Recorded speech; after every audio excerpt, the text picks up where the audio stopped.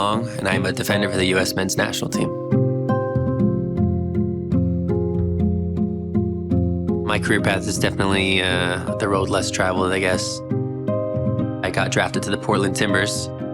That was the year right before all the USL teams came into the picture, so like Portland 2, Seattle 2, Red Bull 2. So when you're a young guy on those teams, the only way to get minutes, if you're not a starter, is to be loaned out to other USL teams. I was loaned out to 2 different USL teams. I went there, played a couple games, came back to Portland, actually ended up getting let go from Portland and signed with Seattle like a week later. And then from there, they asked me to play S2 for the first time, kind of bounced around positionally. At that point, I really just wanted another chance to make a first-team roster. I was so hungry, making the bench, making the 18, and being so close to getting my debut, but never getting that chance. I was coming off foaming at the mouth.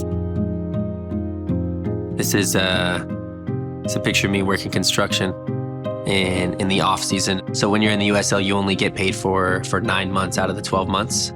So for those other 3 months, for those 2 years, I would go home and work construction like during that October, November, December time. That's me in an attic. I think I was installing insulation at the time. I think I would kind of do anything to extend that soccer career. So if that was playing in the USL, working a little bit of construction in the off season, whatever it took to just get that chance.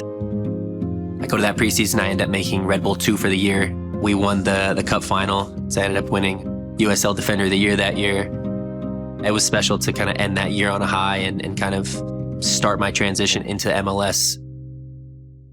Getting signed halfway through the year and debuting with the first team in the Champions League already was validating for me, but then to cap off the season in first place and lift the trophy, it felt like things were starting to click.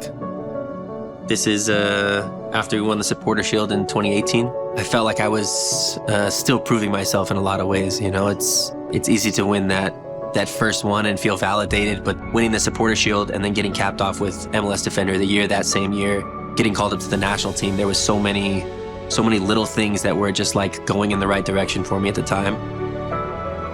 And going into the World Cup qualifying year, to get injured right before that and have to sit out and watch all those moments from afar and not to be around the group and not to be around the team, I think that was the hardest part.